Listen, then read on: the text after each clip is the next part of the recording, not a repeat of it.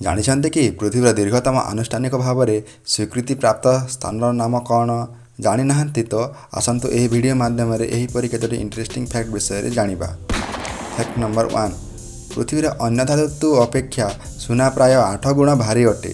Fact number 2, ଜାଣିଛନ୍ତି କି ଆମେରିକାର ରାଷ୍ଟ୍ରପତିଙ୍କ ଶପଥ ସମାରୋହରେ ଅଭିନୟ କରିଥିବା LL କୁଲ୍ ଯେ ହେଉଛନ୍ତି ଏକମାତ୍ର ରାପ୍ ତାରକା ଯିଏକି କୌଣସି ରାଷ୍ଟ୍ରପତି ସମାରୋହରେ ନିଜର କଳା ଉପସ୍ଥାପନ କରିଥିଲେ।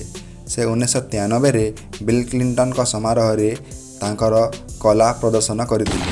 ଫ୍ୟାକ୍ଟ ନମ୍ବର 3, କ୍ୱେରେଟି ଅପେକ୍ଷା ଡିଭୋର୍କ କିବୋର୍ଡ଼ ଅଧିକ ଦକ୍ଷ। ଏହା ବାସ୍ତବରେ 20 ଗୁଣ ଅଧିକ ତୀବ୍ର। ଫ୍ୟାକ୍ଟ ନମ୍ବର 4, ଆପଣମାନେ ଜାଣିଛନ୍ତି କି ଆମେରିକାର ସେନାରେ ଜେନେରାଲ ହେବାରେ ଜର୍ଜ କଷ୍ଟର ସର୍ବକନିଷ୍ଠ ଆମେରିକୀୟ ଅଧିକାରୀ ଥିଲେ। ସେ 23 ବର୍ଷ ବୟସରେ ନିଜର ଏହି ପଦବୀ ହାସଲ କରିଥିଲେ, ଯାହା ପୃଥିବୀର କୌଣସି ରାଷ୍ଟ୍ରରେ ମଧ୍ୟ ଏପରି କମ୍ ବୟସରେ ଏହିପରି ପଦବୀରେ ସ୍ଥାନ ପାଇନାହାନ୍ତି।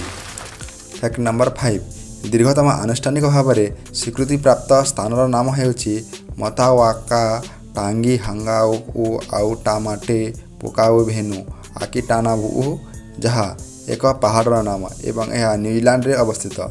ସୋ ଫ୍ରେଣ୍ଡସ୍, ଆପଣମାନେ ଏହି ଫ୍ୟାକ୍ଟ ବିଷୟରେ ଜାଣିଥିଲେ କି? ଯଦି ଜାଣିନଥିଲେ ତ ଏହିପରି ଫ୍ୟାକ୍ଟ ବିଷୟରେ ଜାଣିବା ପାଇଁ ଆମ ଚ୍ୟାନେଲକୁ ସବସ୍କ୍ରାଇବ୍ କରନ୍ତୁ ଏବଂ ପାଖରେ ଥିବା ବେଲ୍ ଆଇକନ୍ଟିକୁ ଚିପି ଦିଅନ୍ତୁ, ଯାହାଦ୍ୱାରା ଆମ ଭିଡ଼ିଓର ନୋଟିଫିକେସନ୍ ଆପଣମାନଙ୍କ ପାଖକୁ ଶୀଘ୍ର ପହଞ୍ଚିବ।